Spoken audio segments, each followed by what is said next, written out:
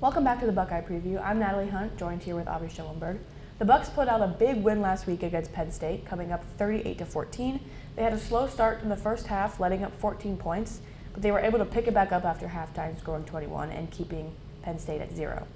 What did you notice about this Buckeye team coming into this game? The one thing the Buckeyes made sure to do is stay consistent. Although they gave up 14 points in that first half, it wasn't all their fault. I mean, there was a fumble by the offense, but the defense was challenged to basically try their best in the red zone on defense, and they did. However, they really cleaned it up at the half and made sure they held Penn State to 0 points in that second half. So overall, very nice job by Ryan Day and the Buckeyes to stay consistent throughout the day and clean up the mistakes. Absolutely.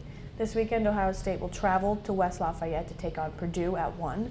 Last week, Purdue had a very close game, almost beating number 21 Michigan, but just falling short 16-21. What can we expect from these Buckeyes against Purdue?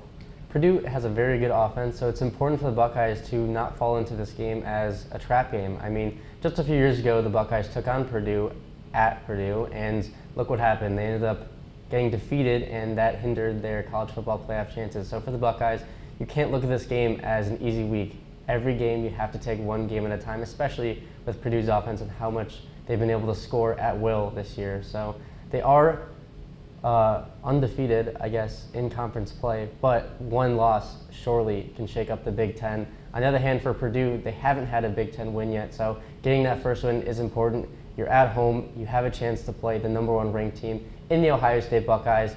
The college football playoff poll just dropped, the first one after week 10, and Ohio State was ranked as the number 1 team. A lot of speculation that Indiana would get that number 1 spot, but the Buckeyes stayed true at that number 1 spot. And once again, like Natalie said, they will play at 1 p.m. on Saturday. Thank you very much for tuning in to the Buckeye Preview, and we will see you next week.